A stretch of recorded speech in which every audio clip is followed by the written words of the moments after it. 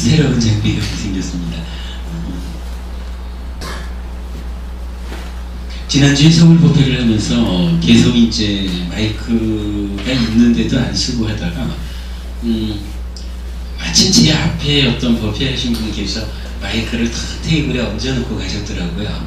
그래서 마이크를 가지고 한번 딱 테스트를 해보니까 굉장히 편한 거예요. 그래서 그리고 또 한 가지가 이제 그 동영상을 보시는 분들이 이 동영상 목소리가 잘 안 들린다, 무슨 방법을 좀 찾아달라 이러는데, 가만히 생각해 보니까 제 목소리가 낮을 때 입력되지 않는 부분도 좀 영향을 줄 것 같고, 그래서 마이크를 써보니까 굉장히 좋다는 생각이 들고 좀 편하더라고요.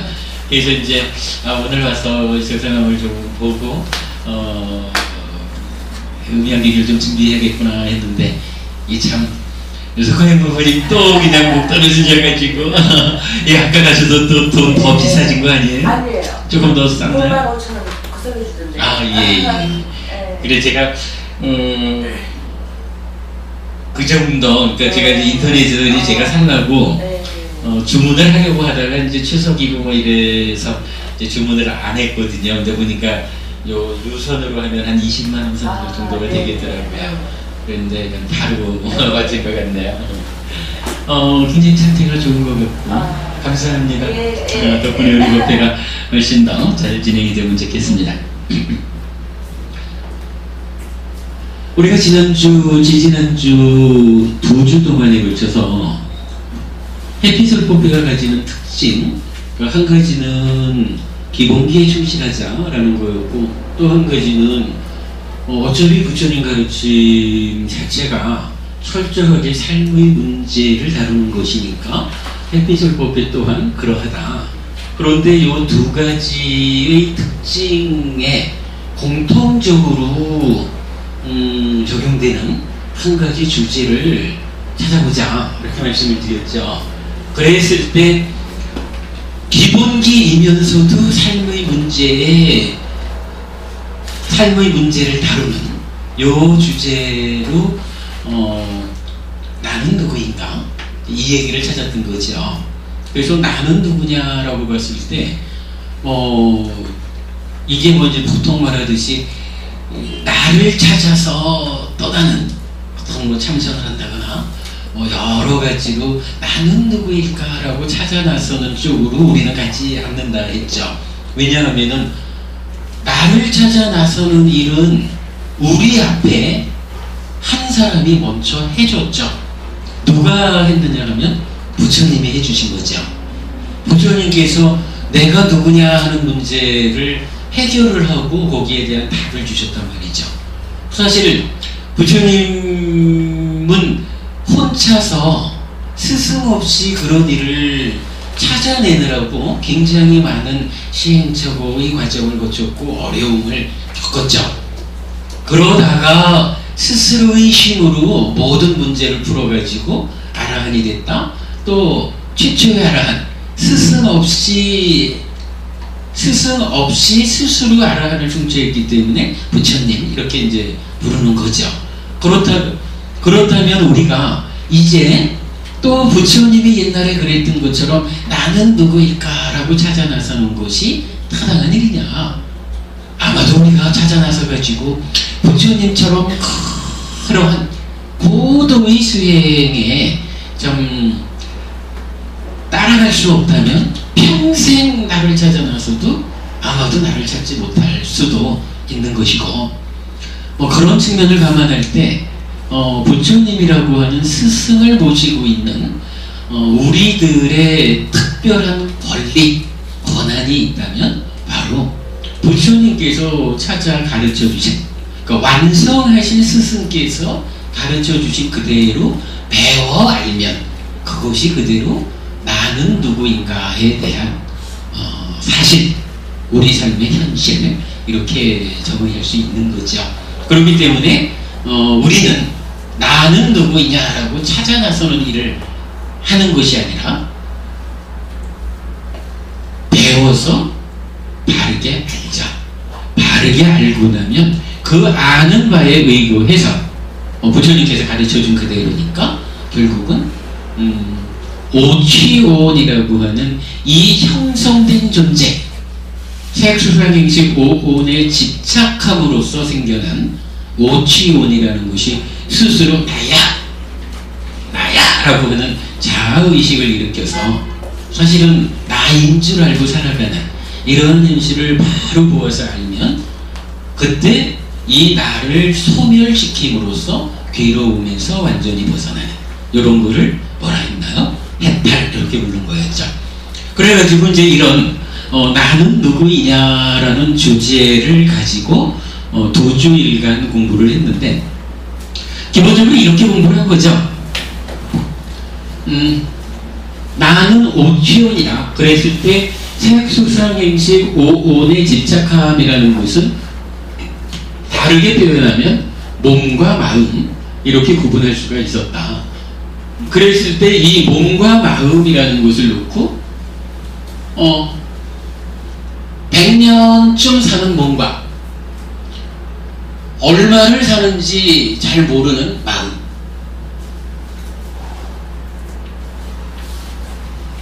이 몸과 마음의 생존 기간이 불균형을 가지기 때문에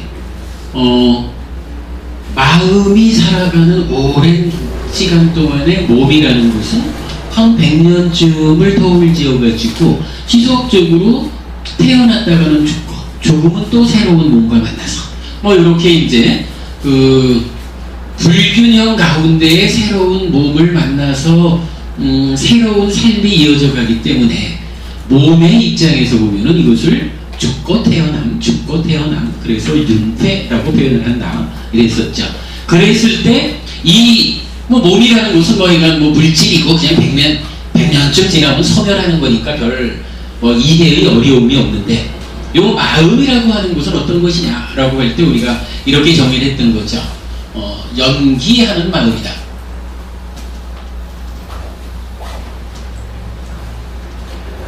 조건 지어져서 생겨나는 것이기 때문에 조건이 달라지면 계속 따라서 변하는 것이고, 그렇기 때문에 이 얼마나 사는지 모르는 이 마음이라고 하는 것은 어떤 고정된 주체가 있어가지고 이것이야말로 본질적인 것, 고정불변의 실체인 요런 마음이 쭉 가면서 마치 옷 바꿔 입듯이 몸을 바꿔가는 요런 윤회를 부처님은 말하지 않는다.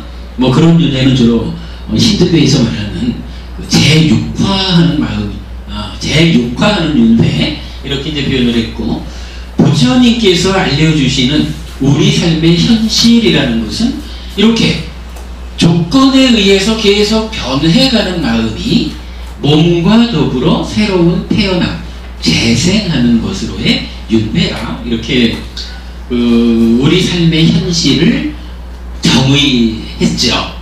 그렇게 정의하고 보니까 우리가 이어가지고 공부해야 되는 것이 두 가지가 있다.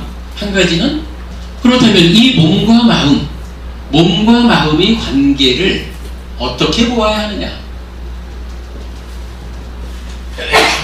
그래서 지난 수업에는 우리가 경전에서 몸과 마음의 관계를 어떻게 설하고 있느냐 하는 것을 4개의 경전, 지난주 교재로 나눠드렸죠. 그래서 예를 들자면 물이 있고 항아리에다가 버터기름을 넣고 깨버리면 항아리는 깨져서 가라앉지만 이 안에 있는 버터기름은 뜬다. 왜 뜨느냐 하면 물보다 가벼워서 뜨는 거. 요거를 신통방통한 사람들이 모여가지고 기름아 가라앉으십시오 라고 아무리 기도하고 애써본들 가라앉지 않는다. 왜? 물보다 가볍기 때문에. 그래서 부처님 말씀은 살아서 지은 업이 가벼워서, 즉 우리가 말하는 이제 10선업이죠. 10가지로 착한 업을 지어가지고 그 마음이 하늘로 올라가는 것을 누가 있어가지고 아래로 지옥으로 제비성 세상으로 떨굴 수 있느냐. 그러지 못하다. 이렇게 이제 설명되는 아시반다카 부타 경 같은 경전도 이제 소개를 해드리고 그랬죠. 아무튼 뭐 이렇게 몸과 마음의 관계가 어떠한가 하는 부분을 경전이 비유하는 바를 몇 가지 알아봤고요.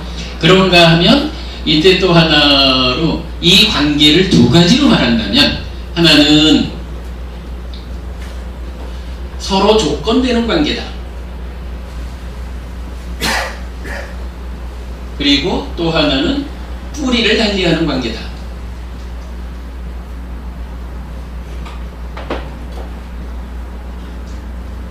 이렇게 두 가지로 관계를 정해 볼 수 있다 그랬죠. 서로 조건되는 관계라는 것은 몸이 있다라고 하는 것은 몸과 조건되는 마음이 함께 있다는 거고, 마음이 있다는 것은 마음과 조건이 되는 몸이 함께 있다라는 것이기 때문에, 이 서로 조건되는 관계를 통해 가지고 우리가 우리 삶의 문제 중에 중요한 한 가지에 답을 준다 그랬죠. 그게 뭐였나요?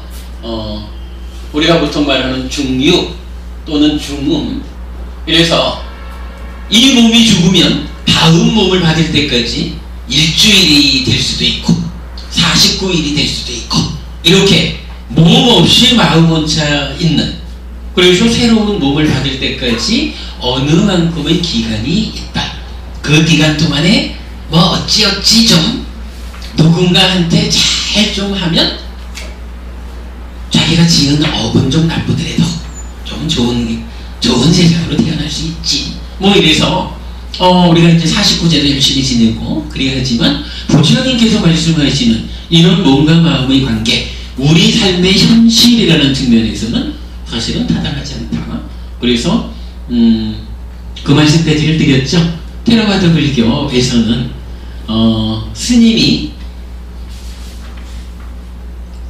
돌아가신 다음에 스님 오셔서 제사 지내 주십시오, 기도해 주십시오, 이런 용도로 가지 않는다. 죽기 전에 죽음을 맞이하기 위해서 스님을 불러야 한다. 그래서 스님이 가서 돌아가실 분 손을 잡아드리고 그러면서 편안한 마음으로 올바른 견해를 가지고 죽음을 맞이할 수 있도록 일러주는 것. 그리고 돌아가신 다음에는 돌아가시면 일단 하여간 중력 없음 이래가지고 죽는 순간 태어났으니까 이제는 할 일이 없죠. 죽은 다음에는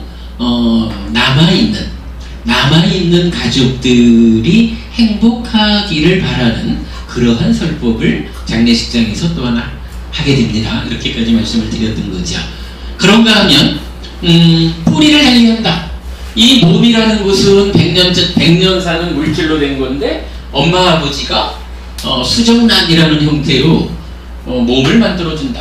그런가 하면 마음이라는 것은 이 연기하는 가운데 오래 가는 마음이 전생으로부터 몸으로 찾아 들어오는, 그래서 몸은 부모를 뿌리러 가고 마음은 전생을 뿌리러 한다. 뭐 이렇게 표현할 수 있는 거죠. 뿌리를 달리하는 관계다라는 것을 알아봤는데, 굉장히 중요한 이야기고, 그랬을 때 요 뿌리를 달리한다라는 걸 가지고 또 우리 삶에 재미있는 비유를 하나 말씀드렸죠. 자식이 마음에 안 든다 그래가지고 내 배 아파 났는데 어째 저 모양이야 라고 말하지 마시자는 거. 왜냐하면 내 배 아파 났지만 사실은 그 자식한테 내가 해준 거는 몸을 준 거밖에 없다라는 거. 훨씬 더 나 인재하고 자기 삶을 이끌어가는 마음은 내가 준 게 아니라 뿌리를 달리해서 전생의 자기가 나의 못에 들어온 것이다 라는 측면을 바로 알고, 그래도 내가 만든 몸에 와서 내 자식으로 살아주니 고맙지 라는 마음이 좋다, 이런 말씀 드렸었고, 자식들 같으면은 부모를 상대로 낳았으니까 책임져 이렇게 말하지 말자 했죠.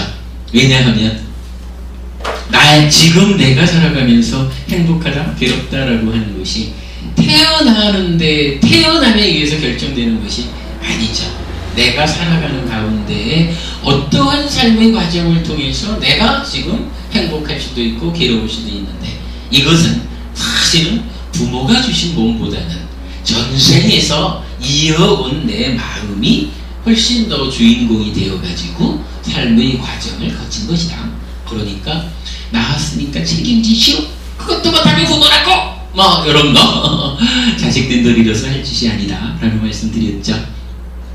연기라는 개념에서 어찌됐든 내 배 아파가지고 자식을 만들면, 자식을 낳으면 그때 부모-자식 관계, 부모-자식이라는 요 관계는 그때 또한 생겨난다. 이런 말씀까지를 드렸었죠. 아무튼 뭐 요렇게 나는 누구냐라는 것을 몸과 마음의 관계에 주목해서 알아봤을 때 첫 번째는 몸과 마음의 관계를 이렇게 두 가지로 알아봤고요. 그런가 하면 또 하나 공부해야 되는 부분이 있죠. 중요한 것이 몸하고 마음하고 있는데 힌두교에서는 이 마음이라는 것이 아트만이라고 하는 신의 분신, 즉 본질적인 존재, 고정불변의 실체가 옷 바꿔 입듯이 몸 바꿔가면서 생각을 했는데 사는 어떤 짧게 사는 몸과 오래 사는 마음 이걸로 보면은 같은데 왜 부처님은 아니야 그거 아니고 마음이라고 하는 것은 연기하는 것이야. 조건 따라 변하는 것이야. 조건 따라서 지속적으로 변화하는 마음이 몸과 더불어 이렇게 윤회하는 과정을 해탈할 때까지 살아가는 것이야. 이렇게 말씀하셨거든요. 그러니까 그렇다면 부처님이 알려주신 이 마음, 연기하는 마음, 조건에 의해서 생겨나는 이 마음을 알아야 되잖아요. 어떻게 조건 지어져 있을까? 어떤 조건 관계에 의해서 고정불변의 실체의 마음이 아니라 연기하는 마음일까? 요거 알아봐야 되잖아요. 사실은 이제 마음의 조건 관계 이렇게 표현하죠. 이 마음이 어떻게 생겨난 걸까? 어떻게 생겨난 것이 어떻게 지금 이 순간 나의 삶에 전개해 갈까? 어떻게 변해가는 것일까? 이 부분을 우리가 알아내지 못한다면, 요걸 알지 못한다면 사실은 우리 삶의 현실이 연기하는 마음이 재생하는 그런 윤회입니다 라고 말하는 게 사실은 의미가 없을 수 있죠. 이 부분 굉장히 중요합니다. 어렵기도 한 거고, 그러나 부처님께서 알려주신 가르침의 핵심이 되는 것이기도 하죠. 지난주 저녁 수업에서는 사실은 이 공부를 했습니다. 그래서 이제 사실은 제가 저녁 수업에도 낮 수업에 반복을 하고 이번 주에 이 내용을 할까 생각을 해보니까 제가 재미가 없는 거예요. 그래가지고 지난주 낮 수업에 1번 주제를 했으니까 저녁 수업에 2번 주제를 하고, 오늘은 낮 수업에 2번 주제 공부를 하고 저녁 수업에 1번 주제를 하면 저는 저대로 재미도 있고, 또 이제 공부라는 것이 저도 한 번 설법하고 두 번 설법을 할 때는 조금 더 정리될 수도 있고, 그래서 그런 방법을 택해봤습니다. 그래서 오늘 우리 수업에서는 이 마음의 조건관계를 본 주제로 해서 공부하게 되겠습니다. 이렇게 정리하고 보면 우리 공부한 것이 꽤 중요하고 재미있는, 의미 있는 공부를 한 거죠. 사실 우리 삶의 현실을 이렇게 연기하는 마음의 재생으로의 윤회, 이렇게 밝혀내고 설명한 것은 제가 생각해도 상당히 훌륭한 법배다 이렇게 생각이 들 정도로 아주 중요한 내용을 잘 이해할 수 있도록 이렇게 짚은 게 아닌가 이렇게 생각을 합니다. 자, 그러면 이제 그 마음의 조건관계를 오늘 공부를 해야 되는데, 일단은 그 공부 이전에 오늘은 좀 다른 이야기 한 가지를 좀 재미삼아 이야기를 좀 하고 들어가려 합니다. 오늘 여러분 나눠드린 교재가 한 장 있습니다.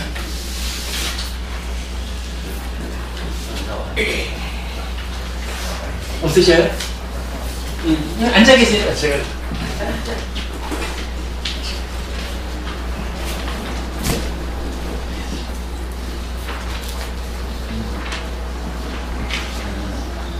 가져오시죠.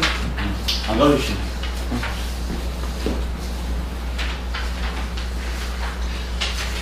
제가 뭐 사실 출가한 지가 오래 안 됩니다만은 이게 무엇입니까? 뭐 몇 년 이렇게 테라와다 비구로 출가의 생활을 하다 보니까 테라와다의 수행자들을 만나는 기회가 아무래도 좀 많이 있겠죠. 근데 이제 이 테라와다 수행자들과의 만남 가운데 제가 우리 부부님들, 수행자님들께서 참 오해하는 부분이 있구나 라는 것을 종종 느꼈는데, 그 오해 가운데 대표적인 두 가지를 좀 설명드리려고 합니다. 혹시 여러분이 들어보셨나요? 부처님이 내 가르침도 그냥 경전에 있다고 해서, 부처님이 말했다고 해서 그냥 믿지 말고 스스로 확인해보고 믿어. 앉아서 딱 수행해가지고 그대 스스로한테 확인되는 것만 믿어. 뭐 이런 이야기 혹시 여러분 들어보셨나요? 단양법원님 들어보셨나요? 많은 사람들이 이런 얘기를 하던데. 이가지고 단밀론자들이 얼마나 물고 늘지는. 그렇죠. 또 그러기도 하죠. 예. 제일 유명한. 그렇죠. 깔라마경이라는 경전이죠. 이 경전을 사실은 이게 오해예요.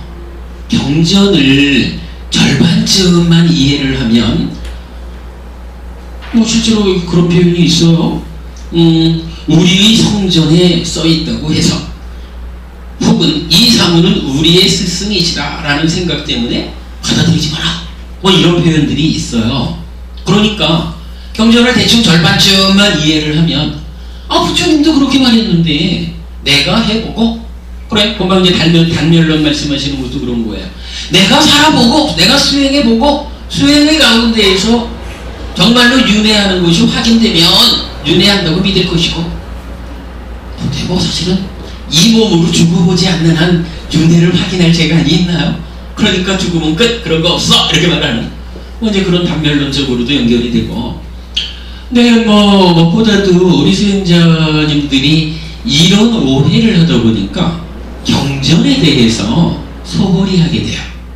그러니까 부처님이 뭐 의미가 있습니까? 부처님이 가르쳐준 대로 내가 산음처 수행을 해보는 거지, 윗바다나 수행을 하는 거지.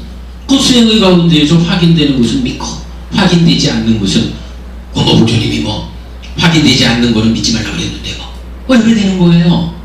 이 얘기는 우리가 오늘 법회 시작하면서도 말씀드린 거지만, 부처님이 흉내내가지고 내가 누군지 찾아 나서는 그러한 시행착오를 나도 겪어보려 하는 뭐 이런 어리석음이거든요. 근데 어쨌든 그게 경전을 절반만 이해하면 그런 오해를 하게 됩니다. 첫 번째로 깔라마경에 대한 오해. 자, 이 경전 앞에 부분을 좀 읽어보겠습니다. 세존이시여, 어떤 사문 바라문들이 깨사붓다에 옵니다. 그들은 각자 자기의 주장을 설명하고 칭찬합니다. 다른 사람의 주장은 매도하고 욕하고 업신여기고 경멸합니다. 세존이시여, 다른 사문 바라문들 또한 깨사붓다에 옵니다. 그들도 각자 자기의 주장을 설명하고 칭찬합니다. 다른 사람의 주장은 매도하고 욕하고 업신여기고 경멸합니다. 세존이시여, 이런 존경하는 사람들 가운데 누가 진실을 얘기하고 누가 거짓을 말하는지 그들에 대해서 저희들은 믿op지 못하고 의심스럽습니다. 깔라마들이여, 요번이 부처님 말씀이죠. 그들은 당연히 믿op지 못하고 의심스러울 것이다. 믿op지 못한 곳에 의심이 일어난다. 깔라마들이여, 소문으로 들었다고 해서 대대로 전승되어 온다고 해서 그렇다 하더라고 해서 우리의 성전에 써있다고 해서 논리적이라고 해서 추론에 의해서 이유가 적절하다고 해서 우리가 사색하여 얻은 견해와 일치한다고 해서 유력한 사람이 한 말이라고 해서 혹은 이 사무는 우리의 스승이시다라는 생각 때문에 진실이라고 받아들이지 말라. 깔라마들이여, 그대들은 참으로 스스로가 이러한 법들은 해로운 것이고 이러한 법들은 비난받아 마땅하고 이런 법들은 지자들의 비난을 받을 것이고 이러한 법들을 전적으로 받들어 행하면 손해와 괴로움이 있게 된다라고 알게 되면 그때 그것들을 버리도록 하라. 그 다음에 이제 동일한 이야기가 반복이 되고 뒤에 세 줄만 다시 말해집니다.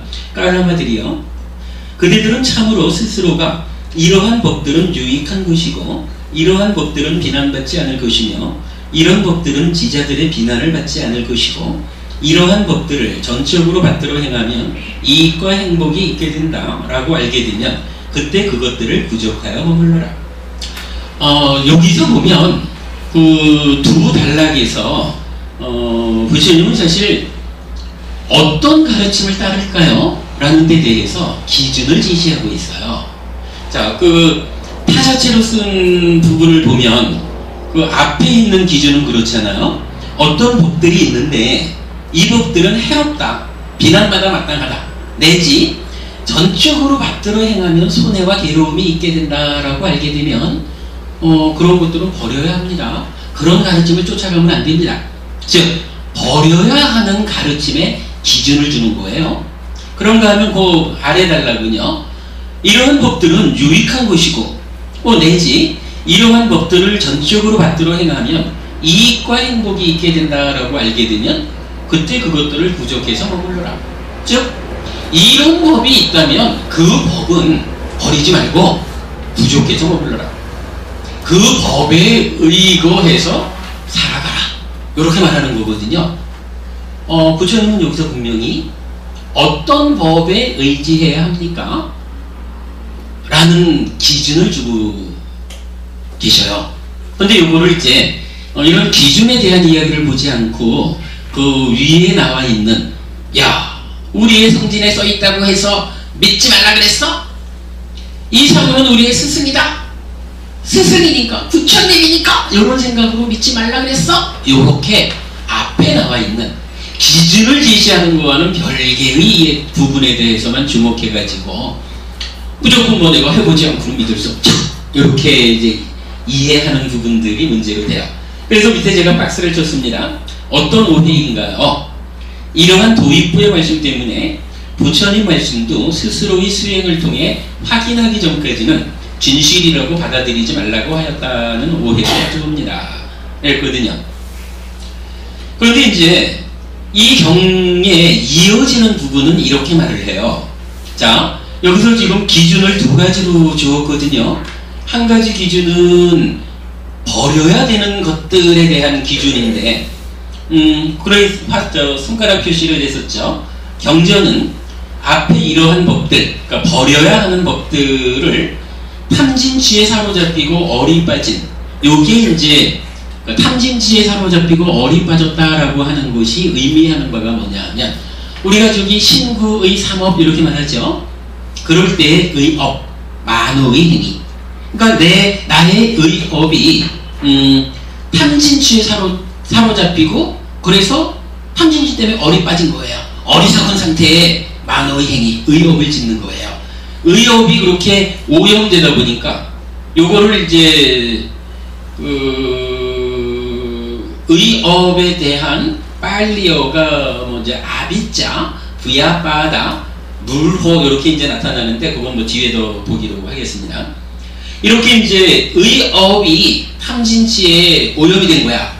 그러니까 사로잡히고 어리 빠지면 이 사람은 어떤 행위를 하나 하면요, 생명을 죽이고 주지하는 것을 갖고 남의 아내에게 접근하고 거짓말을 하게 돼요. 여기 요 네 가지가 뭔가요? 5개, 5가지 계율 중에 불음주계를 제외한 앞에 네 가지죠. 예, 그렇게 이제 탐진치에 사로잡히고 어리 빠져가지고 만호의 행위가 잘못되면, 그러니까 내가 생각 과정에서 잘못된 그 길을 가면 5개를 어기는 그런 삶을 살게 된다는 거죠. 그리고 자기만 그러는 게 아니라 다른 사람에게도 그렇게 하도록 격려한다. 이렇게 돼요. 그러니까 이렇게 살게 하는 법들, 이러한 어떤 가르침이든지 간에 그 가르침을 따라서 살 때 이렇게 탐진취에 사로잡히고 어리 빠져가지고 오계를 어기면서 살게 되는 요런 가르침이라면 그거는 버려야 합니다. 부처님이 이렇게 이제 설명을 하는 거예요. 그러면서 그 아랫부분 뒤에 이러한 법들, 즉 그것들을 부족하여 머물러라 라고 설명하신 그 뒤의 법들은 어떤 거냐 하면 이제 정반대가 되는 거죠. 탐진취에 사로잡히지 않고 어리 빠지지 않은, 그러니까 여기서도 마찬가지 사로잡히지 않고 어리 빠지지 않은 요것은 의업, 만의 행위가 청정한, 이렇게 이제 말하는 거고, 그런 사람들은 어떤 행위를 하나요? 생명을 죽이지 않고 주지 않은 것을 갖지 않고 남의 아내에게 접근하지 않고 거짓말을 하지 않아요. 요건 뭐예요? 오계를 지키는 삶이죠. 그러면서 자기만 오계를 지키는 게 아니라 다른 사람에게도 그렇게 하도록 격려하는 거예요. 그러니까 어떤 가르침이 있어서 그 가르침에 의지해가지고 살아갈 때 그 사는 모습이 내적으로 의업, 만의 행위도 탐진치에 사로잡히지 않고 어리 빠지지 않아가지고 일상의 삶이 오계를 지키는 훌륭한 삶을 사는 가르침이 있다면 그 가르침은 어떻게 해요? 구적해서 머물러라. 이렇게 가르침에 대한 기준을 버릴 가르침, 따를 가르침 해가지고 두 가지로 주신 거예요. 그리고 나서 이제 제가 말하는 경전에, 그러니까 경전을 전체적으로 보면 오해하지 않습니다 라고 하는 이야기는 이제 어떤 부분이냐 하면, 경전은 그 뒤에 이어가지고 이렇게 말을 해요. 자, 그리고 경전은 다시 깔라마들이요, 성스러운 제자는, 자 여기서 이제 성스러운 제자가 누구냐 하면 부처님 입장에서 이렇게 말하는 거예요. 내 가르침을 따르는, 나의 가르침에 의지해서 공부하는, 수행하는 이 제자들은, 뭐 우리가 말하자면은 부처님의 제자들은 불교 신도들은 이 얘기죠. 그러니까 먼저 여기서 편히 말하면 우리 얘기인 거예요. 우리. 그러니까 우리는, 그러니까 성스러운 제자는 이와 같이 탐욕이 없고 악의가 없고 현혹됨이 없이 분명히 알아차리고 마음 챙긴다. 그는 자애가 함께한 마음, 연민이 함께한 마음, 더불어 기뻐함이 함께한 마음, 평온이 함께한 마음으로 한 방향을 가득 채우면서 머문다. 그처럼 두 번째 방향을, 그처럼 세 번째 방향을, 그처럼 네 번째 방향을 이와 같이 위로 아래로 주위로 모든 곳에서 모두를 자신처럼 여기고 모든 세상을 풍만하고 광대하고 무량하고 원한 없고 악의 없는 평온이 함께한 마음으로 가득 채우고 머문다. 깔라마들이요, 성스러운 제자는 이와 같이 마음에 원한이 없고 마음에 악의가 없고 마음이 오염되지 않고 마음이 청정하여 금생의 네 가지 위안을 얻는다 이랬는데, 이 내용이 뭐예요? 결국 그거거든요. 앞에서 이제 두 가지로 기준을 주셨는데, 하여간 그 버려야 되는 가르침도 있는가 하면 구적해서 머물러야 되는 가르침이 있다라는 거예요. 그런데 그 구적해서 머물러야 하는 가르침이 어떤 가르침입니까? 라고 할 때 부처님께서는 나의 가르침을 따르는 성스러운 제자들은 이렇게 탐진치에 오염됨이 없이 분명히 알아차리고, 그러니까 우리가 여기 말하는 이제 싹디 쌍파잡나 이렇게 말하는 거지요. 알아차려서 옳고 그름을 판단해서 버릴 건 버리고 옳음으로 돌아간다라고 말하는 그 내용이 되죠. 그렇게 탐진치에 오염되지 않은 그러한 일상의 삶을 가지는데, 그 삶은 또 어떻게 드러나냐 하면 우리가 보통 말하는 자비희사 사무량심 있죠. 자비희사 사무량심으로 드러난다. 이렇게 이제 설명을 하고 있는 거예요.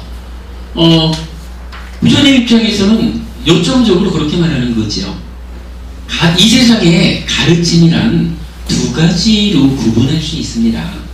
어떤 가르침은 받들어 행하면 괴로움을 만드는 해로운 가르침이 있습니다. 그 가르침은 버려야 됩니다. 그런가 하면 어떤 가르침은 받들어 행하면 행복을 주는 이로운 가르침이 있습니다. 이러한 가르침은 부족하여 머물러야 됩니다. 이렇게 기준을 제시하고 나서는, 그런데 나의 제자들은, 나의 제자들은 두 번째 기준, 즉 가르침에 의지해서 살아가면, 받들어 행하면 행복이 만들어집니다. 이로움이 결과됩니다. 이러한 가르침이 바로 나의 가르침입니다. 이렇게 부처님은 말하는 거잖아요. 그렇다면 여기까지 경전을 본다라고 하면 시작할 때 말씀드렸듯이 깔라마경에서 부처님이 말씀하시기를 내 말도 확인하기 전까지는 믿지 마 라고 했으니까 그거 뭐 경전이 필요합니까? 부처님 공부가 내가 앉아서 마음을 보면 되고 수행하면 되지, 수행해서 보이는 것만 믿으면 되지, 뭐 거기에 경전을 공부해야 되고 부처님 가르침이 필요합니까? 이렇게 말하는 사람들은 결국은 그분들이 근거로 삼는 깔라마경을 절반만 보고 그렇게 말하는 것이다. 깔라마경을 전체적으로 보면 이렇게 두 가지 가르침이 있는데 내 가르침은 받들어 행해야 하는 가르침이다. 행복을 내는 가르침이다. 이익이 되는 가르침이다. 그러므로 내 가르침을 잘 배워라. 이렇게 말하는 거죠. 하여간 그 많은 수행자님들이 깔라마경을 근거로 해가지고 경전 공부가 필요합니까? 부처님도 스스로 하지 말라 그런 거 아닙니까? 왜 우리가 경전 공부를 해야 됩니까? 앉아서 배만 보면 되지. 뭐 이렇게 말하는 오류를 가지고 있다는 거. 근데 이거는 제가 반복해서 말씀드리는 거지만 부처님과 동일한 시행착오를 거치겠다 라고 하면 어리석은 길이다 라고 하는 거 여러분 꼭 기억하셔야 됩니다. 부처님께서 내 가르침은 이러한 가르침이니까 잘 배워야 합니다 라고 말하고 있다 라는 거. 그렇게 볼 때 바르게 경전을 이해하는 것이다. 그게 이제 첫 번째 오해의 문제고요. 그 다음에 두 번째로는 이 사띠라는 이름을 쓰는 스님이 있었어요. 근데 이제 이 사띠라는 스님이 자기대로 가르침에 대한 이해를 가지고 이런 겁니다 라고 얘기를 하니까 다른 스님들이 보고 그거 아닌데 스님 그거 저 부처님 말씀하고 달라요 이렇게 이제 지적을 해주니까 무슨 소리입니까? 부처님 말씀 내가 이해하기로는 분명히 그래요 뭐 이렇게 이제 자기 주장을 하는 거예요. 그랬더니 이제 부처님이 그 사띠라는 비구를 불러가지고 비구요 그대가 정말로 그렇게 말했느냐 라고 묻는 거거든요. 그러니까 이제 그렇습니다 라고 하니까 부처님이 이런 쓸모없는 못난 비구 같으니 이러면서 이제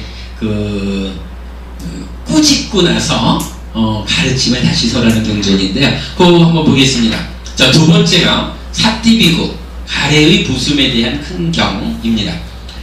실제로 우리 카페에 제가 윤회와 관련해서 우리 마음 시기윤회하는 거를 경전적으로 좀 설명해 놓았더니 한 분께서 이런 질문을 하셨어요.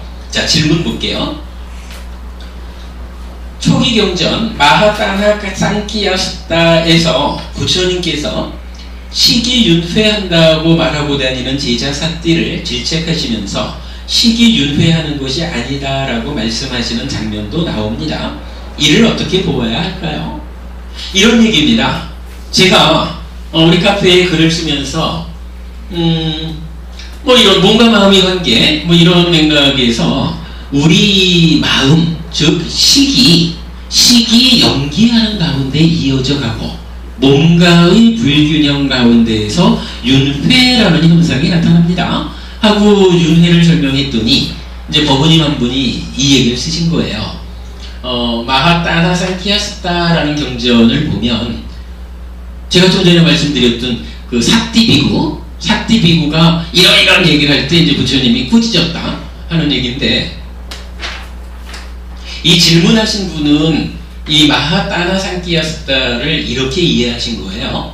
그러니까 사띠라는 비구가 시기윤회하는 것이야. 나는 부처님 말씀을 그렇게 이해했어 라고 말하니까 다른 비구들이 사띠비구요 그렇게 말하지 마십시오. 그것은 부처님 말씀과 다릅니다 이렇게 얘기했다는 거예요.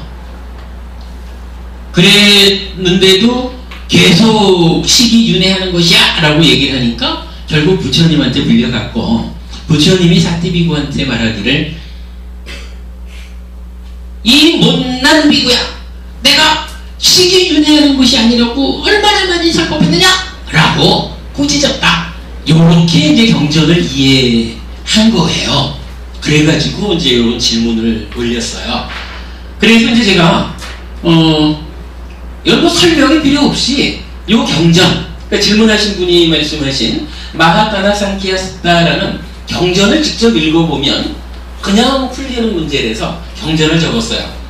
자, 가래의 부숨에 대한 큰 격, 요게 이제 그대로 마하다나 상카야스타거든요. 부처님께서 이제 사띠 비구를 불러다가 물어보는 거예요. 사띠여, 그대에게 이와 같이 내가 세존께서 설하신 가르침을 알고 있기로는 바로 이 의식이 유전하고 윤회하는 것이지 다른 것이 아니다 라는 악한 견해가 생겨났는가? 그러니까 사띠 비구가 세존이시여, 제게 이와 같이 내가 세존께서 설하신 가르침을 알고 있기로는 바로 이 의식이 유전하고 윤회하는 것이지 다른 것이 아니다 라는 견해가 생겨났습니다. 부처님, 사띠여, 어떠한 것이 그 의식인가? 사띠, 세존이시여, 그것은 말하고 느끼고 여기저기 선행과 악행의 결과를 체험하는 것입니다 라고 대답했다. 부처님, 이 어리석은 자여, 누구에게 내가 그런 가르침을 설했다는 것인가? 어리석은 자여, 의식도 조건적으로 함께 생겨난다는 것, 즉 조건 없이는 의식도 생겨나지 않는다는 것을 여러 차례 법문으로 설하지 않았던가? 그러나 어리석은 자여, 그대는 스스로 잘못 이해하여 오히려 우리를 왜곡하고 자신을 파괴하고 많은 해악을 낳는다. 그것은 실로 그대를 오랜 세월 불이익과 고통으로 이끌 것이다. 이렇게 경전은 말을 해요. 자, 이 경전 내용 볼까요? 경전은 시기의 조건 지어지 시기 윤회하지 않음을 말하지 않습니다. 경전을 잘못 이해하여 시기 윤회하는 것이 아니다라고 하는 것은 삶의 현실, 연기하는 마음의 재생으로의 윤회를 잘못 보는 것이니 주의해야 합니다. 제가 이랬거든요. 이런 얘기죠. 실제로 경전은, 그러니까 질문하신 분이나 제가 읽어드린 경이나 같은 경이거든요. 가래의 부습에 대한 큰 경, 마하다나 상카야스타, 같은 경인데 지금 제가 경전을 그대로 읽어드린 거에 의하면 부처님께서 사띠비구를 불러가지고 그랬니? 그러니까 네. 그렇다면 네가 말하는 그 식이라는 거, 그 마음이라는 게 어떤 거냐? 이러니까 뭐 여기서 이제 표현은 말하고 느끼고 여기저기 선행과 악행의 결계를 체험하는 것 이랬는데, 요 내용이 경전상에서는 우리가 아까 그 신두교에서 말하는 본질인 거, 고정불변의 실체인 마음, 요게 있었잖아요. 그러니까 지금 여기서 사띠비구가 대답하는 요 표현이 바로 그 신두교에서 말하는 고정불변의 실체로서의 아뜨만, 요걸 말하는 거거든요.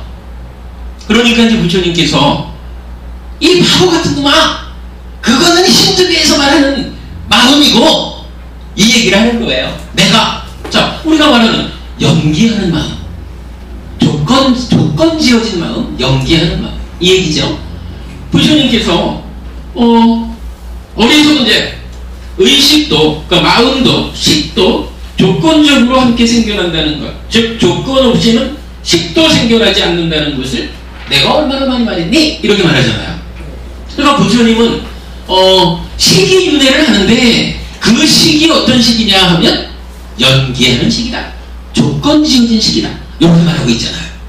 그런데 이거를 경전을 잘못 이해하면 부처님은 그 식이 아뜨만 고정불변의 실체가 몸 바꿔 가면서 이를 윤회하는 그런 거 아니고, 연기하는 마음이, 조건적으로 변해가는 마음이 몸과 재생하는 가운데 윤회하는 거라고 내가 말하고 있잖아!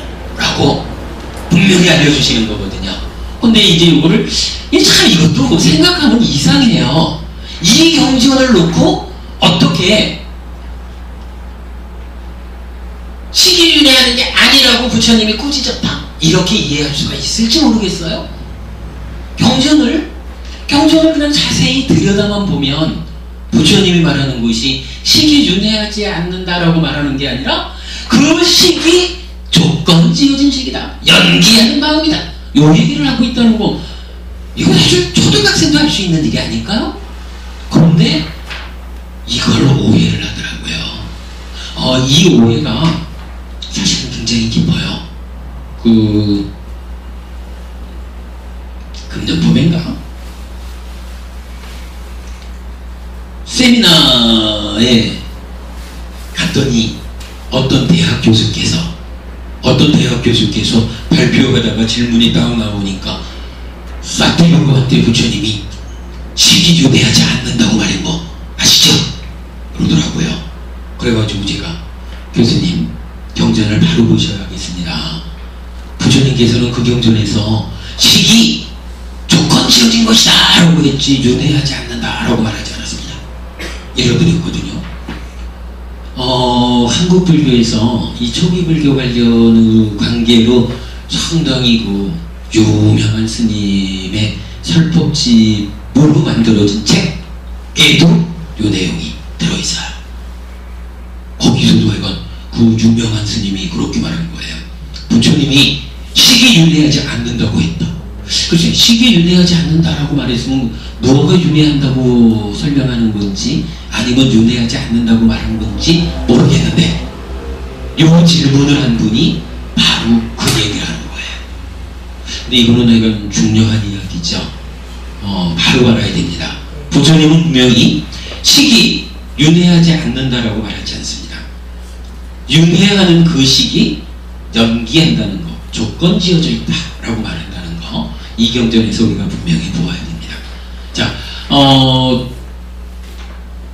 사실은 이제 이 식의 조건관계, 마음이 연기하는 마음이라 그랬는데 어떻게 연기합니까? 어떤 조건관계를 가집니까? 이 부분을 오늘 공부할 건데, 그 공부를 하려고 보니까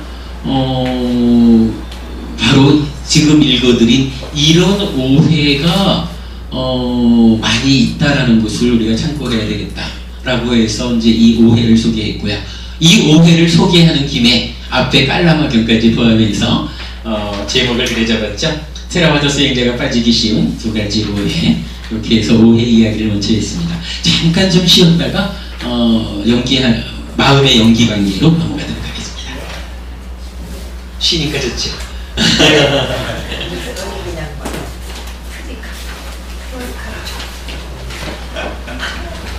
난 안 들었는데.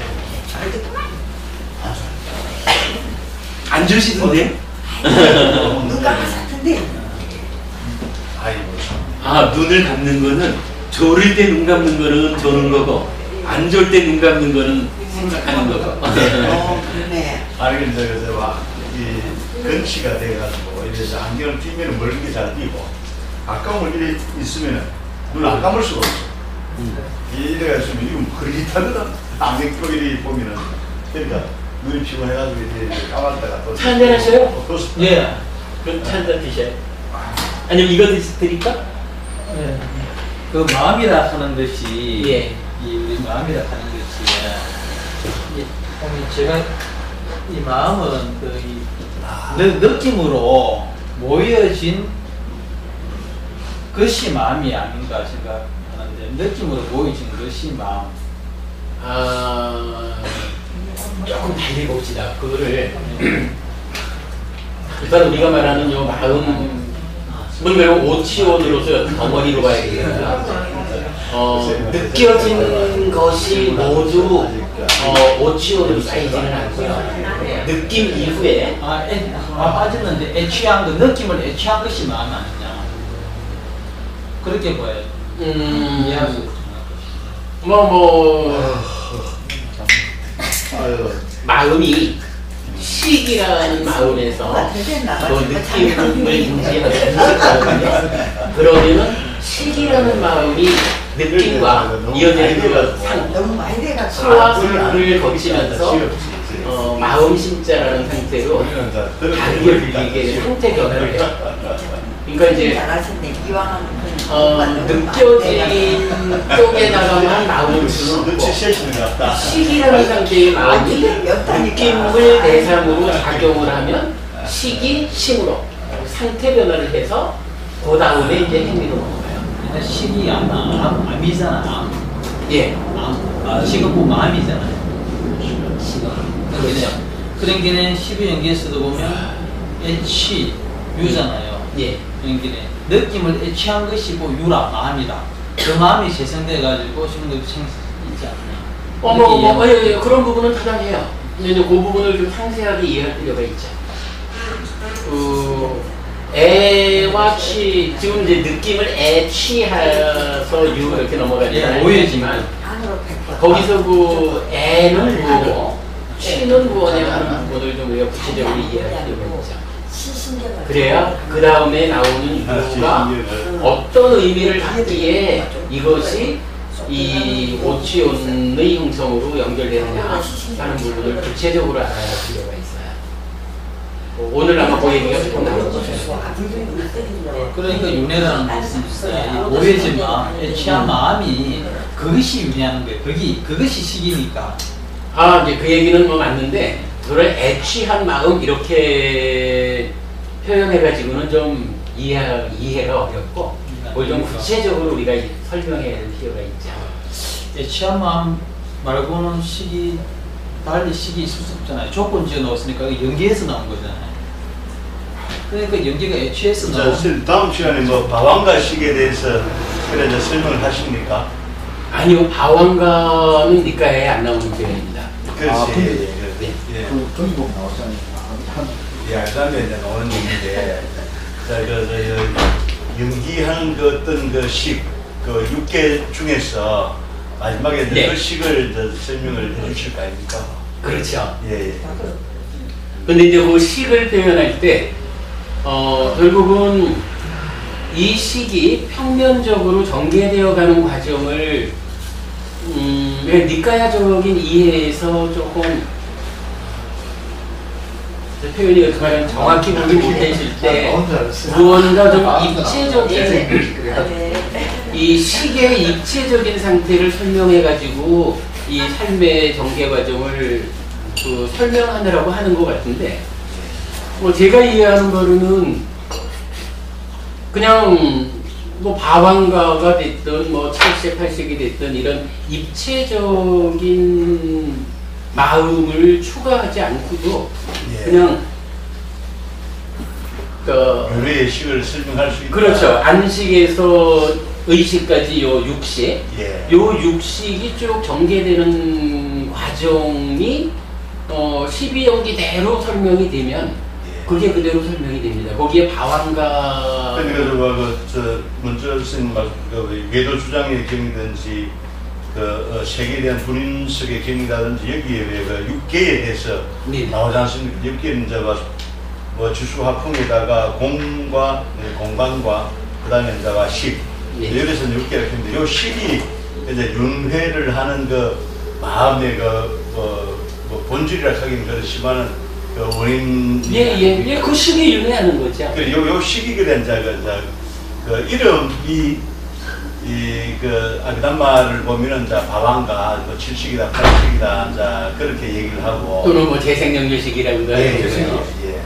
근데 재생연결식이라는 표현도 니까에는 없고요. 예, 그렇지. 바왕가라는 표현도 없는 게. 삼세윤회도 본래는 삼세윤회는 사실 이 식이 우리가 이렇게 몸과 마음의 불균형으로 설명을 하니까 식 자체가 삼세윤회를 포함하고 있는 거죠.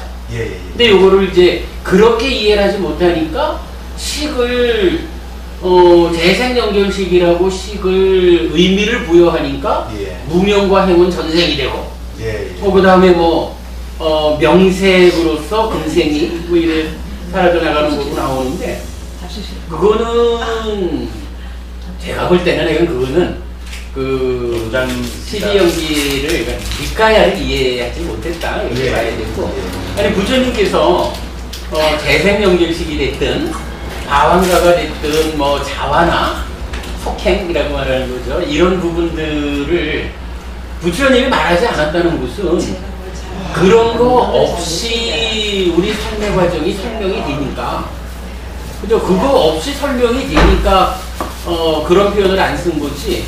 만약 그런 것이 없이는 설명되지 않는다 그러면 부처님이 그걸 안 썼을 수가 없죠. 어차피 부처님은 우리 삶의 문제를 100% 설명해낸 스승이지, 뭐 한 70%, 80% 정도 하고 나머지 20, 30%는 후손들이 해라 이렇게 말하진 않았단 말이죠. 그러니까 부처님이 뭐 그래 바완가든 재생연결식이든 전환 뭐 말하시기든 아래하시기든 이런 표현을 안 썼다는 것은 그런 거 없이 육식만으로 삶의 문제가 설명됐다라는 얘기거든요. 근데 이제 그거를 우리 뭐 이따가 그런 얘기 좀 하겠지만 결국은 그 부분을 풀어내지 못하다 보니까 다른 것들을 동원해가지고 이해하느라고 만들어낸 거다. 그러다 보면 부처님이 말하지 않은 것을 끼워 넣어서 설명했다 그러면은 부처님 생각하고는 다른 이야기가 되었다. 이렇게 보는 것이 타당할 수 있죠. 소위불교 하면서도 네. 각 가르침마다 조금씩 틀린 부분들이 있거든요. 예, 그걸 예. 어떻게 우리가 정리해야 될지. 이제 논장 불교를 하는 분들은 아비담마라든지 청경 도론에서 불요의경이라고 해서 경전이 해석이 잘 안 되는 그런 구절을 가져와서 좀 더 쉽게 해석을 한다고 만드는 게 논장 아닙니까? 그래서 논장에서 너무 그 초경전에 없는, 니까에 없는 어떤 뭐 바왕가라든지 뭐 70, 80이라든지 이런 걸 만들어서 그게 유행한다고 한다. 그렇게 만들어 놓은 것이지. 그래서 그런 것이 아비담마 같은 경우는 네. 니까에 보면 안고따라 니까에 그런 이야기 나오는 거 제가 기억하고 있는데 아라한도 세 종류가 있다고 이렇게 말씀하시면서요. 그냥 완전 번뇌가 해탈한 그 하나, 그럼 거기에다가 아비담마를 해설할 수 있는 아라함, 거기에다가 또 생계가 생필품을 충분히 구족하는 그 아라한, 그러니까 세 종류의 아라한을 이렇게 그 말씀을 하시다가 거기에 이제 아비담마를 설명해 줄 수 있는 아라한이라고 나오는 걸 제가 봤거든요. 그때도 보면 아비담마는 있었다는 이야기가 있습니다. 안구따라니까야든가요? 예, 안구따라니까. 아니면 이제 계속 여러 가지로 표현을 하고 있기 때문에 뭐 정도 내가 먼저를 봐야 되겠지만 기본적으로 이제 그 니까야에 그런 이야기가 나와요. 그러니까 아비 위나야, 아비 담마. 위나야가 여기 육이거든요. 그리고 담마는 법이고요. 이럴 때 요 아비라고 하는 게 이제 대하여 이런 얘기죠. 그러니까 아비 위나야 이러면 율에 대하여, 아비 담마는 이제 법에 대하여 뭐 이런 얘기인데 저는 그렇게 이해를 합니다. 부처님께서 돌아가시고 나서 최초의 결집을 했을 때 율장하고 사부니까야, 그러니까 디가니까야, 마치마니까야, 쌍유타니까야, 안구따라니까야, 사부니까야가 편집이 됐거든요. 그러니까 논장은, 그러니까 아비담마는 편집이 안 된 거예요, 그 당시에. 그런데 경에 보면 이 아비담마, 아비위나야라는 표현이 나와요. 이럴 때 이거는 그냥 저는 그렇게 이해를 해요. 간단하게 보지요, 뭐. 우리가 이 자리에서도 뭐 얘기를 하다 보면 오계라는 것이 말입니다. 그러니까 불살생, 죽이지 않는다, 생명을 해치지 않는다, 생명을 귀하게 여긴다, 존중한다. 뭐 이렇게 보면은 불살생이라고 하는 계율 한 가지를 우리가 어떻게 이해해야 됩니까? 해가지고 그 계율과 관한 이야기를 다양하게 우리가 설명할 수 있잖아요. 그러면 그거 어떻게 돼요? 위나야에 대하여 우리가 말하는 거죠. 아비 위나야 하는 거죠. 부처님 가르침에 대해서 우리가 지금도 그런 거예요. 몸과 마음 해가지고선 윤회를 한다. 뭐 이런 부분을 이 법에 대해서 우리가 좀 심도 있게 이야기하고 있거든요. 부처님 당시에도 부처님께서 한 말씀 다 하시면 그걸 가지고 뭐 예를 들어 경에 그게 참 많아. 부처님이 한 말씀 툭 던지고는 들어가셔요. 그러면 이제 스님들이 앉아가지고 야 부처님이 이렇게 한마디 툭 던지고 가셨는데 이거를 어떻게 이해해야 될까?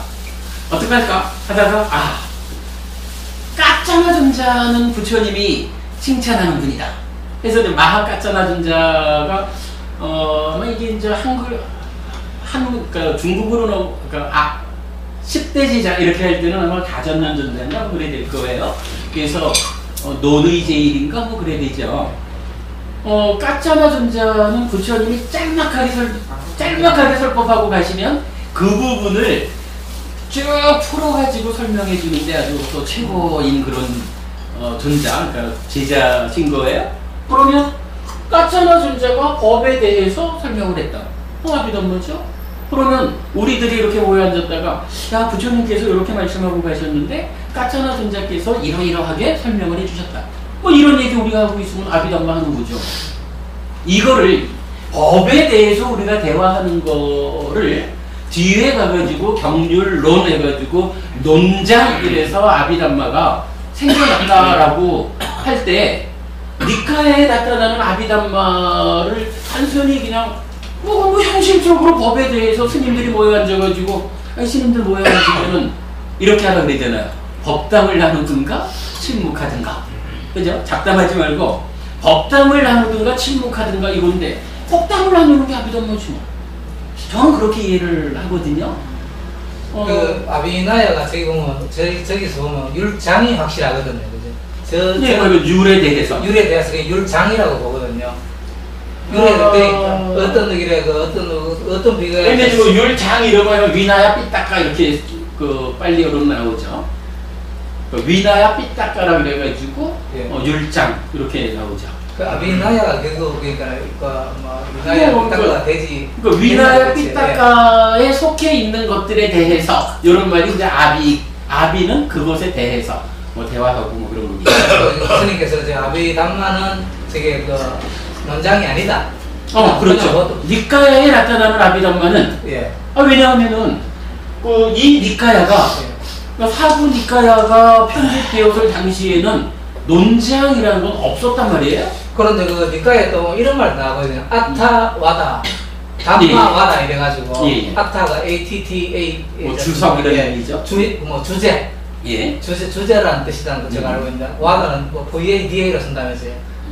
이래가지고 담마 와다 두 개 또 이렇게 거기에 나오는 그런 또 이런 제가 단어를 한번 본 적이 있거든요. 그래서 거기에 오히려 부처님 가르치신 법이 아니겠느냐. 아비담마가 근데 사실 이거를 분명히 봐야 될 거는 이 니카야가 편집될 당시에는 아비담마가 없었단 말이에요. 그런데 니카야는 그게 나오거든요. 나오니까 니카야에 아비담마가 나오면 지금 우리가 경률론 3장이라고 말하는 이 논장이라는 거는 없던 시절이니까 니카야에서 말하는 아비담마는 무엇일까? 이렇게 생각을 해야지. 그때 없던 논장이 없던 것이 아비담마라는 동일한 표현이 니카야에 있으니까 그때 있었다라고 이해를 해버리면 곤란하죠. 분명히 우리가 이제 분명히 기준 잡는 거는 1차 결집 최초로 경전이 펼집될 때는 논장은 편집이 없었거든. 그렇다면 달리 봐야겠죠. 그거를 아비담마라는 이 표현을 지금 우리가 접하는 대로 해가지고 논장이라고 규정 지어버리고 니카야를 이해하려 그러면 그거는 니카야를 기준으로 보는 불교하고 뒤에 아비담마를 기준으로 불교를 보려는 거하고는 또 좀 차이가 있죠. 그럴 경우에는 그러니까 아라한도 세 부류가 있다. 그 아비담마를 설할 수 있는 자, 아비담마를 설할 수 없는 자. 아라한이 돼가지고 아비담마를 설할 수 없다는 거는 또 문제 아니요. 좀 주제가 좀 그런데 이게 지금 말씀하신 그 얘기는 어느 한쪽에 이제 나타난 거 제가 잘 기억을 못 하겠는데 아라한을 보통은 경전에서 제일 좀 편하게 구분하는 거로는 해해탈 아라한,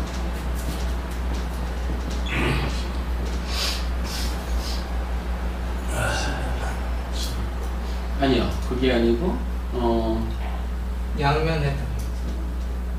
삼명 아라한, 육신통 아라한, 예, 양면 해탈 아라한. 제일 좀 대표적으로 아라한을 구분하는 경우는 요쪽으로 봐야 될 거예요. 요 해해탈이라는 것은 이제 제가 쓰는 말이고, 요거 빤야 위붓다 이래가지고 빤야로 해탈한 사람 뭐 이렇게 이제 번역이 되거든요. 그러니까 지혜로 해탈한 아라한 이렇게 보면 되죠. 삼명 아라한은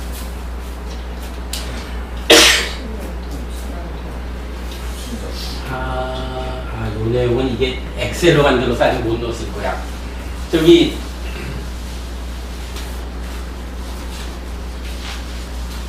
초선이 있고요.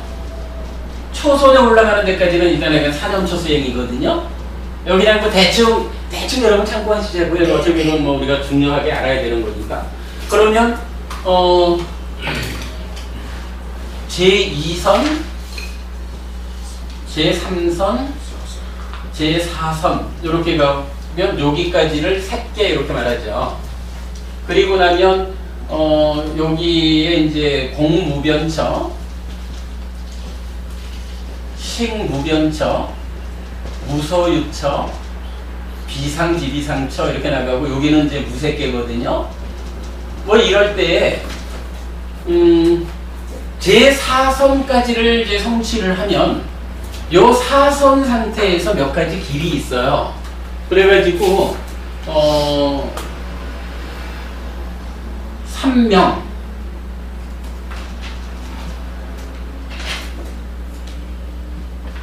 삼명이라는 것은 뭐냐 하면은 이제 전생을 보는 지혜 석주명, 죽어서 업에 따라서 태어남을 보는 거 자주 얘기하는 거죠. 천한명. 그리고 번뇌를 소멸하는 지혜 해가지고 누진명. 누진명해서 3가지 지혜라는 의미예요. 삼명이라는 길을 가는, 그러니까 4선을 성취한 그 고요함의 상태, 평정의 상태에서 내가 3명의 길로 나아가야 되겠다. 이렇게 스스로 그러니까 수행자가 선택해가지고 숙주명, 천한명 해서 누진명으로 가서 번뇌를 깨고 아라한이 되는 분이에요. 네. 그런가 하면 또 한쪽에서는 육신통. 육신통은 뭔가요? 첫째로는 신적통이라 그래서 막 하늘을 날고 무리를 걷고 뭐 이런 거죠. 보통 말하는 애가 이제 신통, 신적통이고, 그 다음이 두 번째가 이제 천이통 해가지고, 약간 뭐 소리를 듣는 거죠. 세 번째가 타심통이거든요. 다른 사람의 마음을 꿰뚫는다 하는 거고, 요게 그대로 이제 4, 5, 6으로 와요. 그래서 숙명통, 천한통, 누진통 요래가지고 육신통을 거치는데 요 누진명이라는 자체가 번뇌를 완전히 소멸시키는 거예요. 그러면 누진명의 상태가 아라한이라. 그런가 하면 여기 이제 6번은 누진통 이렇게 되지만 누진통 자체도 아라한을 성취하는 거예요. 그리고 그 다음에 이제 여기서 이렇게 또 무색계로 공무변처, 식무변처, 무소유처 이렇게 무색계 쪽으로 더 그 평정을 높이는 고요함을 더 심화시키는 이런 수행을 선택할 수가 있어요. 그러면은 이건 조금 더 경전에서 그 약간의 그 애매함을 보이는 게 있어서 제가 명확하게는 말씀을 못 드려요. 더 공부가 필요한데 약간 대략적으로 보면 요렇게 그 무색계의 삼매를 거치면 양면으로 해탈했다 이렇게 표현하는 것 같아요. 그래서 양면 해탈은 경전에서 좀 2가지 형태로 나타나서 조금 더 공부가 필요한데 대략적으로는 그래요. 그럼 여기서 이렇게 보잖아요.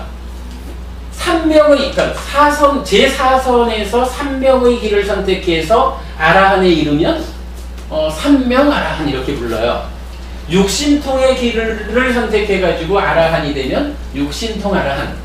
그리고 무색계로 올라가가지고 이렇게 해탈하면은 양면 해탈 아라한 이러거든요. 그런가 하면 해탈은 어떤 경우냐 하면 그 선경, 그러니까 자나숫다 이 참선을 정의하는 이 경전에서 보면 초선에서도 윗바사나를 통해 가지고 아라한이 될 수 있다. 요런 의미로 번뇌를 소멸하고 아라한이 되는 설명이 나와요. 제2선에서도 아라한이 될 수 있어요. 윗바사나에서. 제3선에서도 윗바사나로 아라한이 될 수 있어요. 제4선에서도. 그러니까 이런 삼명이나 육신통이나 양면해탈의 길, 이 길을 가지 않고도 어차피 이거는 제4선 상태에서 수행자가 선택하는 선택사항이니까, 그렇다면 이런 길을 가지 않고도 그냥 삼매 상태에서 바로 누진, 바로 윗바사나 해가지고 아라한이 된단 말이죠. 그런 사람들을 해해탈 아라한 이렇게 부르는 거예요. 근데 이제 요거를 왜 제가 해해탈 아라한을 제가 쓰는 말이라고 하냐 하면, 여기서도 사실은 중요한 문제거리가 하나 있는 게, 부처님 당시에서는 이건 이렇게 쓰인 걸로 나타나요. 그런데 그 이후에 여러분 그저 마른 윗바사나, 건관, 신관 이렇게 말하는 거 아시죠? 표현하기를 삼매의 습기 없이 윗바사나 직접 한다 이렇게 말하는 거잖아요. 뭐 찰나 삼매로서 윗바사나 한다 이렇게 말하는 거죠. 그 얘기는 뭐냐 하면 초선이라고 하는 최초의 어떤 삼매까지를 가지 않고도, 그러니까 지금 우리 수준에서도 딱 앉아가지고 가자 하면은 윗바사나 해가지고서 아라한이 된다 이 얘기거든요. 그럼 마른 윗바사나야. 마르다. 삼매라고 하는 삼매의 촉촉함, 삼매라는 수분 없이 해서 이제 마르다. 그래서 마른 윗바사나, 건관 이렇게 이제 표현을 하는데, 많은 학자들이 경전에서 나오는 이 빠냐 미무따는 이제 해탈한 사람 이런 얘기거든요.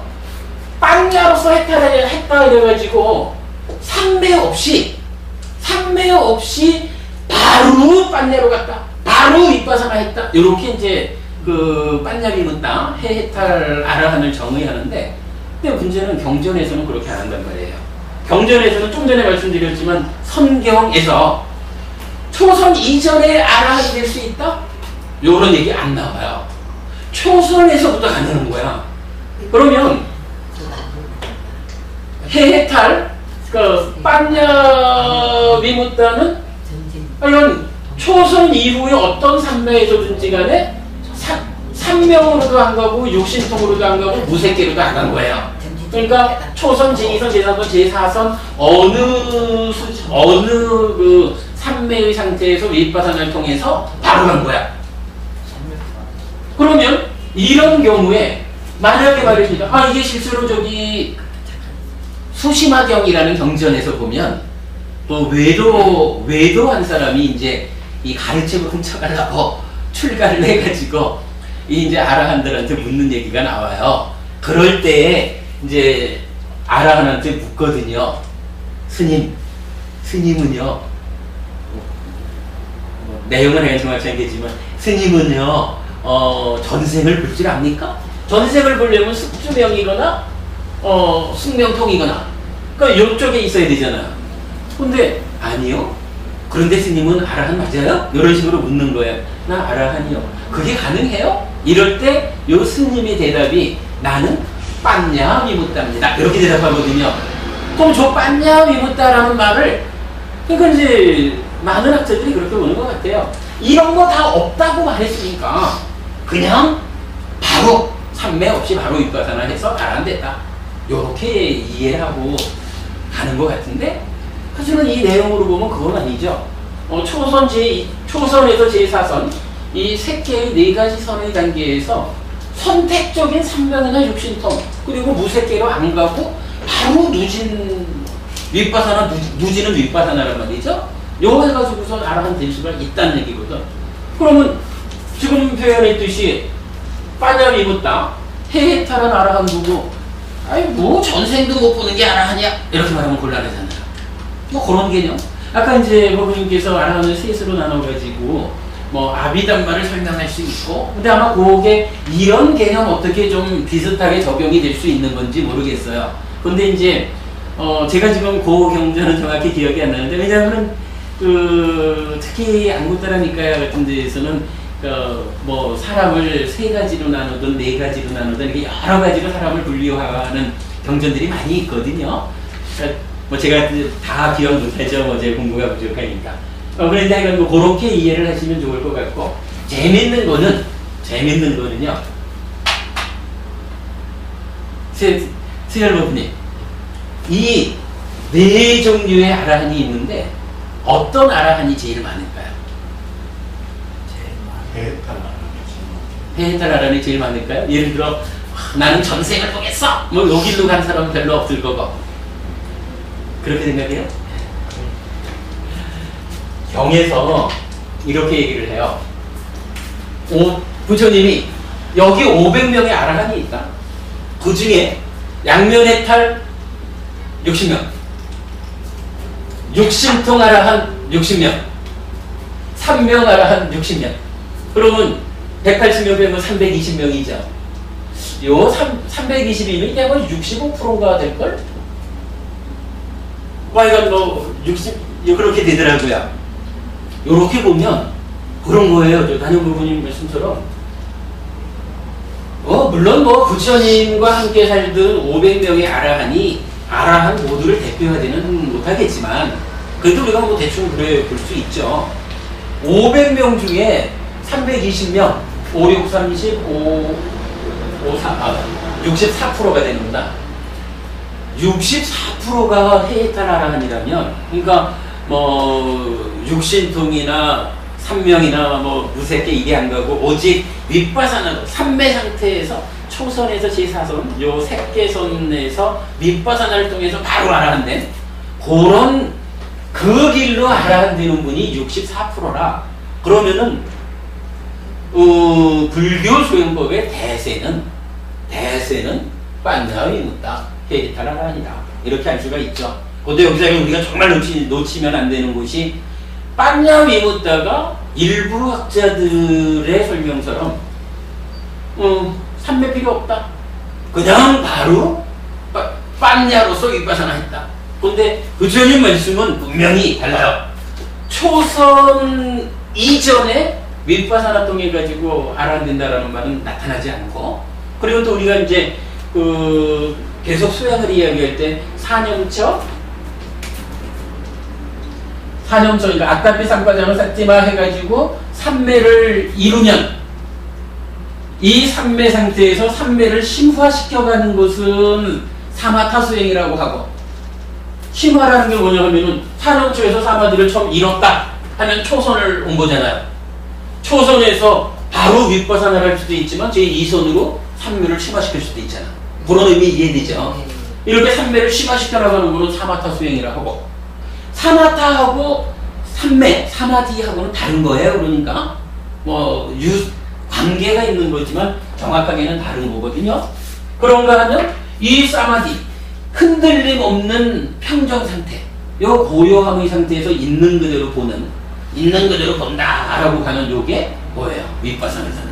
무상공과 존재의 실상을 본다. 이렇게 되는 거잖아요. 있는 그대로 보기, 윗바사나. 부처님이 말씀하시는 수행 자체가 사념처에서 삼매로 가고 삼매에서 사마타로 갈 거냐? 물론 이 사마타라는 것은 사마타로 가고 끝나면 외도수행법이죠. 제2선만큼 그러니까 심화시켜서 제2선에 올라가면 제2선에서 윗바사나 가든 제3선으로 가든 제3선에서 윗바사나 가든 제4선으로 가든 이렇게 이건 불교에서 말하는 삼매의 심화, 사마타는 윗바사나를 하기 위한 토대가 되는 거예요.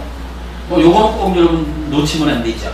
뭐 이렇게 본다 그러면은 부처님이 말하는 수행 자체가 산매를 가서 산매를 딛고 서가지고 더 높이 올라갈 거냐 윗바사나 할 거냐.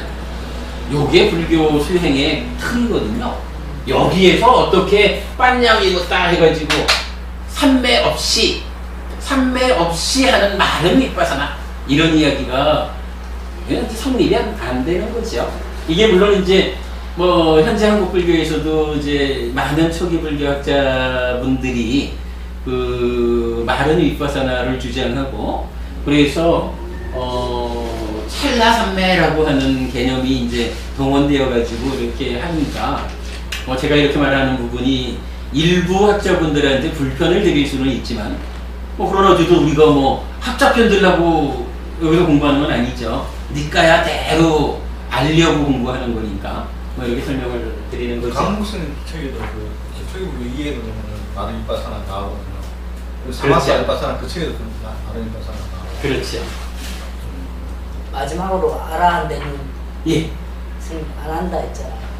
예, 안 한다 스님. 안 한다 스님 아라한 될 때는 처음에 수다원이었잖아. 예. 수다원에서 마지막에 그 결집하는 마지막 날 누우면서 앉지도 않고 그랬다 했죠. 눕지도 않고 중간 상태에서 다 취해서 마지막에 아라한이 되잖아.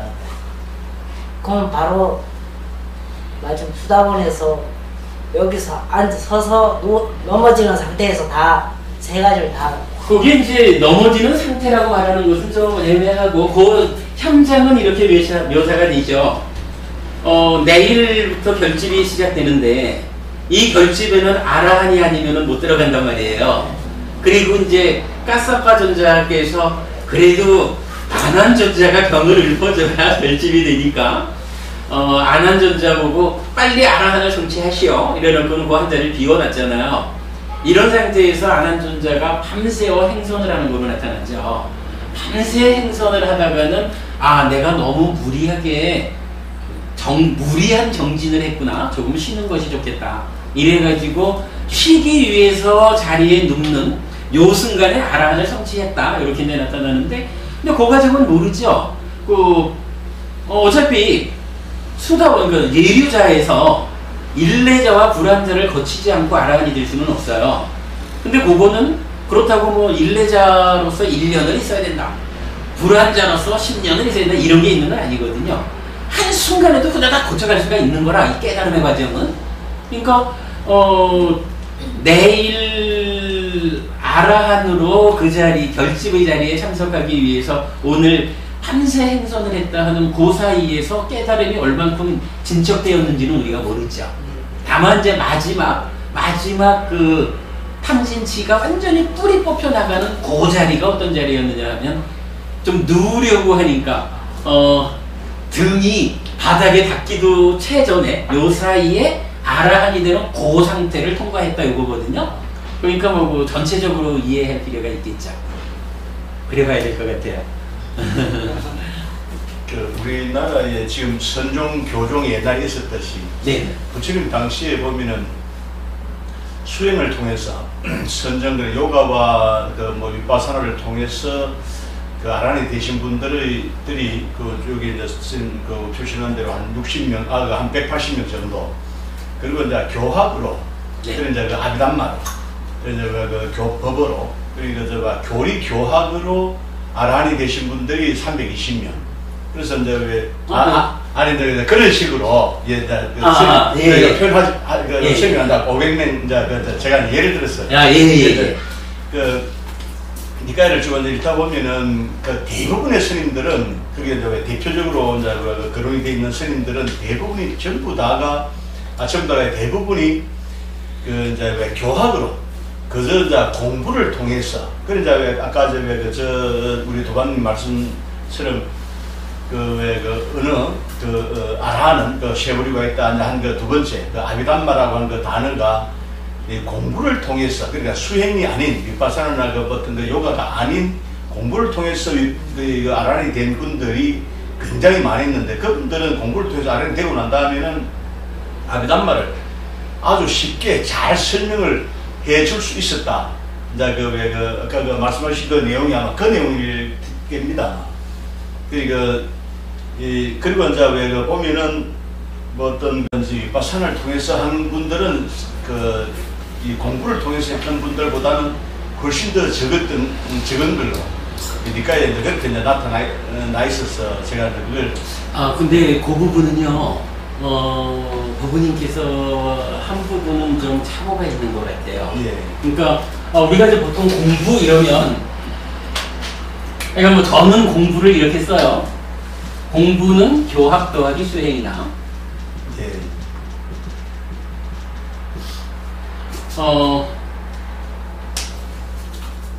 교학 공부만을 가지고 지금 이제 공부라고 표현을 하셨는데 교학 공부만을 가지고 아라한이 되는 곳은 니까에 좀 예, 저도 그건 빼먹었습니다. 예. 그러면 이런 우리가 이제 공부라고 하는 교학이라고 하는 것은 이런 개념을 볼 수가 있을 거예요. 뭐 강이라고 볼까요? 여기서 이제 뗏목을 타고 출발을 하자 이러면 이 뗏목이 어디를 가야 되냐 하면은 2600년 전에 부처님이 다른 자리가 여기다 이러면 우리가 뗏목을 타고 강을 건너자라고 할 때는 가장 좋은 방법은 일직선으로 부처님 나온 그 자리로 가는 거죠. 사람들에 따라서는 뭐 이렇게 갈 수도 있고 어떤 사람들은 엉뚱한 데로 갈 수도 있고 그런 거죠. 교학 공부를 하는 이유는요. 교학은 부처님께서 2600년 전에 닿은 자리가 여기야! 라는 거. 그것을 뭐 한마디로 말하면 무상고 무화 연기 무상고 무화 요거죠. 네. 부처님은 요 자리를 가셨고 부처님께서 일러주신 최단 거리로 닿는 길이 있어. 요거를 확인하는 것이 교학이죠. 그리고 이게 죽이야 죽이 이렇게 알았다고만 해가지고 내가 분노가 지진 않잖아요. 경전에서 쓰는 말로는 손과 발로 해서 뗏목을 움직여가지고 가야 되잖아요. 수행이죠. 이제 요 부분은 뭐 그런데 아까 뭐 그런 표현이지만은 만약에 이건 아라한 이러면서 수행을 배제한 교학 공부만을 가지고 아라한을 성취했다라고 말한다 그러면 요건 좀 뭐 그러니까 수행에 치중하거나 교학에 치중한 두 부류가 있다면은 그 공부는 공부대로 하고 그다음에 또 이제 수행에 굉장히 많이 치중한 팀이 적고 그래서 아라한 팀은 적고 교학을 굉장히 많이 하고 수행을 보충적으로 해서 아라한이 된 분들이 훨씬 더 이제 많더라 이제 그런 의미에서 예, 뭐 그런 말씀은 뭐 가능할 수 있을 겁니다. 왜냐하면은 그래도 교학 공부라는 것이 최단거리로 가는 방법을 배우는 거니까 이 부분에 대해서 정통하면 그때는 수행이 그렇죠. 아까도 우리가 그런 표현을 좀 썼던가요? 하여간 이 길을 정확히 모르면 그야말로 부처님이 겪었던 시행착오를 우리가 다 겪어야 되잖아요. 그러니까 아무리 우리가 수행을 잘해도 웬만해가지고는 부처님처럼 수행 잘하기가 쉽지 않죠. 그러기 때문에 교학이 제가 반복해서 말씀드리는 게 부처님이 가서는 내가 이렇게 요 길을 통해서 갔어. 다른 길도 많이 가봤지만 그거는 아니야. 요 길이야. 라고 알려주신 요거를 우리가 배워가지고 바르게 하는 것이 그래서 참 좋은 표현이네요. 수행을 가장 쉽게 하는 방법인 거라. 예, 그거 우리가 이해해야 됩니다. 그렇게 봐야죠. 무상무화를 체득하는 것이 바로 아라한인데 예. 그 교학 공부가 없이 그러니까 그 시대도 왜 머리 좀 나쁜 스님들은 이제 일념으로 무상무화를 체득하는 윗바사나 선정을 일념으로 해서 아라한이 되시는 분들도 되시고 예. 또 머리가 좀 깨이신 또 스님들은 이제 교학 공부를 열심히 하고 그다음에 이제 왜 수행을 갖다가 부차적으로 해서 아라한이 되고 이제 그런 모습들이 니까에 이제 원체 이제 그 마인자와 나와 있으니까 이제 제가 이제 그렇게 이제 뭐 그렇게 보시면 뭐 그렇게 하면 타탄할 것 같아요. 그러니까 좀 전에 아라한 네 그러니까 네 종류로 분류한 아라한 요 내용은 자자경인가 그럴 거예요. 우리가 왜 포살 자자 이런 말 하잖아요. 그 자자하러 모였을 때 부처님이 요 얘기를 하시는 거로 나타나요. 그래서 자자하려고 모였는데 그때 부처님이 뭐 얘기를 하다가는 여기 500명의 아라한이 있는데 그 중에 60명은 양면에 따라라니고 뭐 이러면서 말씀하시는 장면 나타나는데 약간 고경하고 수심화경에서 외도의 그 첩자로 법을 훔쳐가려고 들어온 수심화라는 비구가 아니 뭐 전생도 모르면서 아라한이라고 합니까? 하는 식의 그런 얘기가 이렇게 이제 같이 결합이 되면 이제 이런 설명들이 가능해져요.